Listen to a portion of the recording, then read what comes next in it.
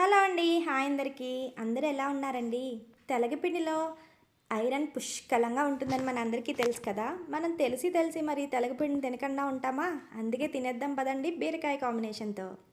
ఇక్కడ నేను ఒకటే ఒక బీరకాయ తీసుకున్నానండి. తర్వాత ఏమనిపించిందంటే ఇంకో బీరకాయ కూడా తీసుకుంటే బావుండు అని అనిపించింది.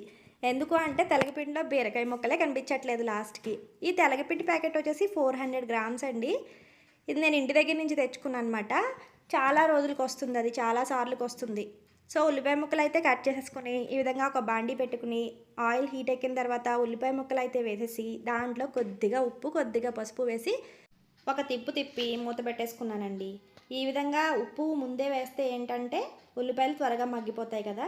సో, ఇవి బాగా మగ్గిన తర్వాత, మనం ఆల్రెడీ రెడీ పెట్టుకున్న బీరకాయ ముక్కల్ని కూడా దీంట్లో వేసేసుకుని, ఒకసారి తిప్పుకొని అగైన్ మూత పెట్టుకోండి. దీంట్లోంచి వాటర్ అన్నీ వచ్చేస్తాయి కదా! వాటర్ అన్నీ వచ్చేంత వరకు కూడా బాగా అంటే బాగా ఫ్రై చేసుకోండి. సో ఇప్పుడు బీరకాయ ఉడికిపోతుందండి. బీరకాయ ఉడికిపోయిన తర్వాత ఇప్పుడు మనం వేయవలసింది ఏంటి అంటే ఉప్పు వేసేసాం, పసుపు వేసేసాం కదా! ఒక స్పూన్ కారం అయితే యాడ్ చేసుకోండి. మీ టేస్ట్కి తగినంత కారం అయితే యాడ్ చేసుకోండి. నేను 1 స్పూన్ ఇద్దరికే చేస్తున్నాను అనమాట కర్రీ.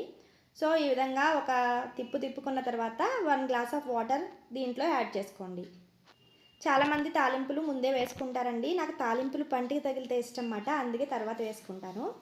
సో ఈ విధంగా వాటర్ అయితే కొంచెం మరిగిన తర్వాత ఇది 125 ml అంటే హాఫ్ కప్ మాట.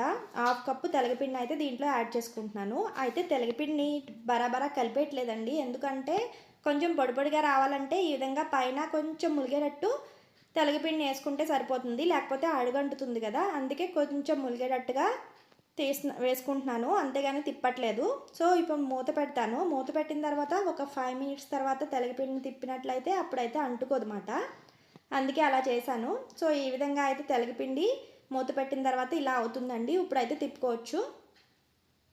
సో ఇప్పుడు బరాబరా తిప్పేసుకోండి మీకు కావాల్సినట్టుగా. అయితే చాలామందికి ఇది ముద్దగా ఉంటే ఇష్టం. నాకైతే పొడిగా ఉండడం ఇష్టం మాట. అందుకే ఏం చేస్తానంటే మూత పెడతాను, తిప్పుతాను, మూత పెడతాను, తిప్పుతాను. ఇదే పనండి నాకు. డ్రై అయ్యేంత వరకు అలాగే చేస్తాను.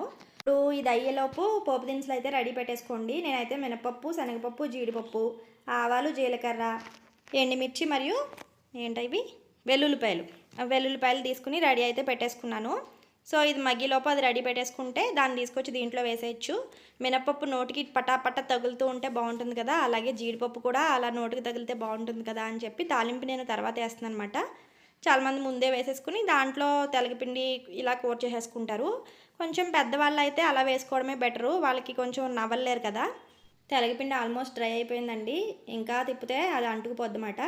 సో ఇప్పుడు కట్టేసుకుని ఒక బాండీ తీసుకుని దాంట్లో ముందుగా ఆయిల్ వేసుకుని ఆయిల్ బాగా హీట్ ఎక్కిన తర్వాత పప్పులు అయితే వేసేసుకుని తర్వాత మనం రెడీ పెట్టుకున్న పోపు దినుసులన్నీ కూడా వేసేసుకోండి.